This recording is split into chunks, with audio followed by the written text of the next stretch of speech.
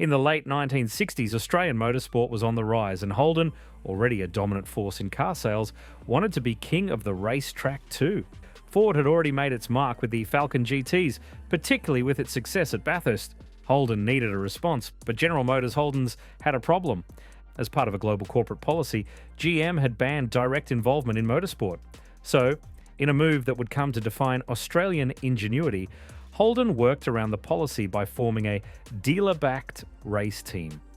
The Holden Dealer Team, HDT, was born in 1969, run under the guise of being financed by a consortium of Holden dealerships, but very clearly a factory-supported effort.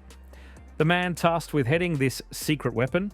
Harry Firth, the legendary engineer, tactician, and former Ford race boss. Ironically, the man who had masterminded Ford's 1967 Bathurst victory would now turn Holden into a force to be reckoned with. With a young, unproven driver named Peter Brock as the team's spearhead, HDT entered the 1969 Bathurst 500 with the Holden Monaro GTS 350. Brock didn't win that year, but it was the start of something seismic. If the Monaro was HDT's introduction, the Holden Tirana was its ascension. By 1972, the HDT Tirana GTRX U1 had become Holden's main racing weapon, lighter, nimbler, and more suited to the tight turns of Mount Panorama. That year, Peter Brock, still a relatively unknown racer, stormed to his first Bathurst 500 victory in the XU1, a solo drive that is still remembered as one of the gutsiest performances in Aussie motorsport. This wasn't just racing anymore, it was myth-making. Through the mid-1970s, HDT continued refining the Tirana platform. The L34 and later A9X variants of the Tirana dominated the circuits, culminating in Brock's iconic 1979 Bathurst victory in the A9X, a race he and Jim Richards won by 6 laps, setting the lap record on the final lap. Let that sink in. Brock, already assured of victory, pushed his car to its absolute limit on the last lap. Not for show, for legacy. With Brock as the public face and figurehead, HDT began modifying Commodores for both road and race. These weren't just stickers and spoilers, they were serious performance machines. The HDT Commodores, starting with the Vs HDT 1980, offered bigger cams, upgraded suspension, tuned exhausts, and subtle visual cues. They sold to a public ravenous for performance. Brock, already a folk hero, became a brand unto himself. Models like the VH Group 3, VK SS Group A, and VL Group A, also known as the Blue Meanie, followed, each a weapon in both showroom and on track.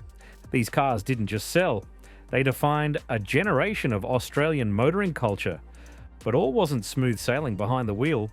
Peter Brock was passionate, driven, and, in the eyes of Holden's upper brass, occasionally too passionate.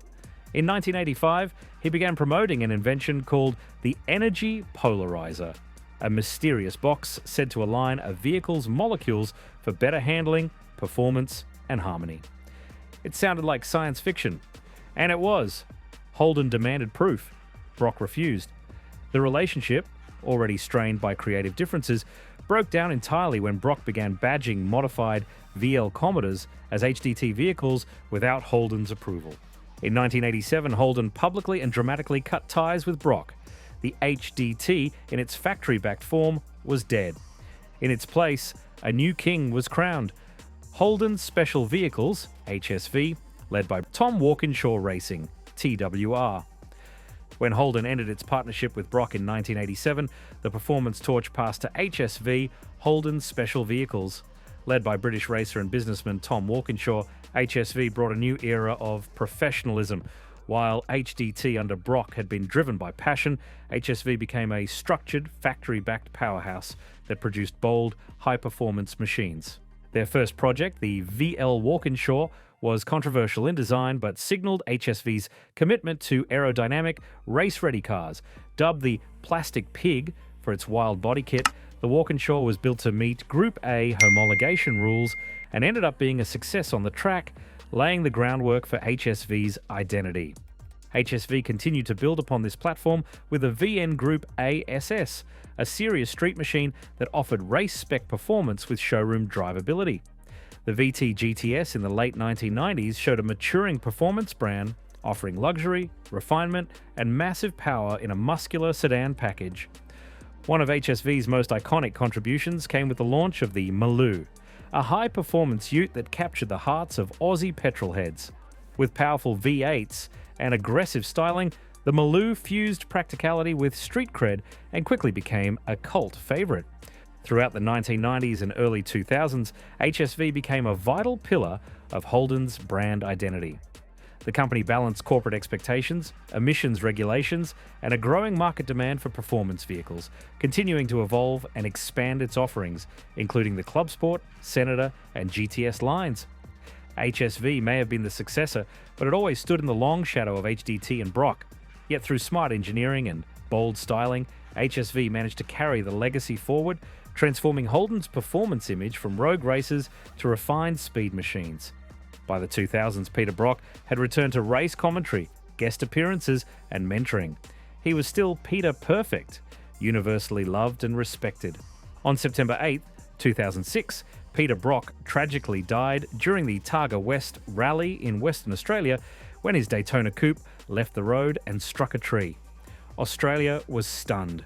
Tributes poured in from fans, rival drivers, and politicians alike. Holden halted production for a day. Brock had been more than a racer. He was the embodiment of the Australian fighting spirit, a symbol of determination and passion. His legacy lives on in the roar of V8s, the memory of his 9 Bathurst victories, and the countless fans and young racers he inspired. To this day, his signature on a glove box means more than just an autograph. It means family, pride, and an undying love of the road. Yet legends don't die. They evolve. In the years after Brock's passing, HDT Special Vehicles was reborn under the stewardship of Peter Champion, a longtime Brock associate and collector. The new HDT focused on building continuation cars, modern interpretations of the original HDT Commodores like the VC, VH, and VL. They weren't official Holdens, but they were tributes. Meanwhile, HSV continued evolving too, eventually producing supercharged monsters like the GTSR W1, powered by a 635 horsepower LS9. It was the fastest, angriest Aussie muscle car ever made, and it would be the last. In 2020, General Motors pulled the plug on Holden altogether. The badge that had defined Australian roads for 72 years was gone. HSV also finished, but HDT, somehow, still here, in spirit and in steel. The Australian car market changed. Imports took over. SUV sales soared. But in garages across the country, the thunder of old V8 HDTs and HSVs still echoes. In car meets, burnouts, and Bathurst anniversaries, the soul lives on. International collectors have taken notice too. HDT Commodores now fetch serious money overseas. People who'd never heard of Peter Brock are buying VL Group A's and asking, who was this bloke? That's the legacy. A racing team that beat the odds, a driver who inspired a nation, a badge that became a battle cry. HDT wasn't just a racing team, it was a builder of legends. 1969 Monaro GTS 350, the car that started it all. Holden's big block coupe roared into Bathurst with young guns like Peter Brock at the wheel. It was heavy, brash, and thunderously fast down Conrod Straight. Though it didn't win first time out, it signalled Holden was serious about racing. 1972 Tirana GTR XU1, the little giant killer. When Brock steered this nimble 6-cylinder beast to victory at Bathurst, he became a national hero overnight. 1974 Tirana L34, Group C rules demanded homologation, and the L34 was born. It laid the foundation for the A9X to follow. 1977 Tirana A9X. Brock and Richard's 6-lap win in 1979 remains one of Bathurst's greatest performances.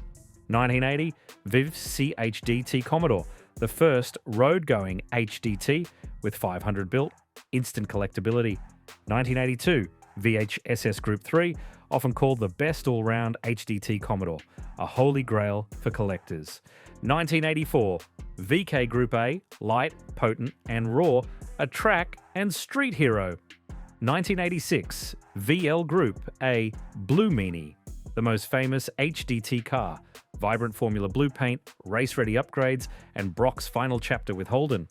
HDT's story wasn't just forged in race wins and powerful V8s. Behind every car was a swirling storm of boardroom politics, corporate agendas, and the indomitable will of Peter Brock. Enter Tom Walkinshaw. He brought corporate finesse, and under his leadership, HSV delivered race-bred performance with structure. Even HSV faced challenges, emissions regulations, GM policy shifts, and changing consumer preferences, but it endured. Brock, even in exile, fought for Aussie car culture. He challenged government interference, mentored young drivers, and remained a fierce voice for performance vehicles.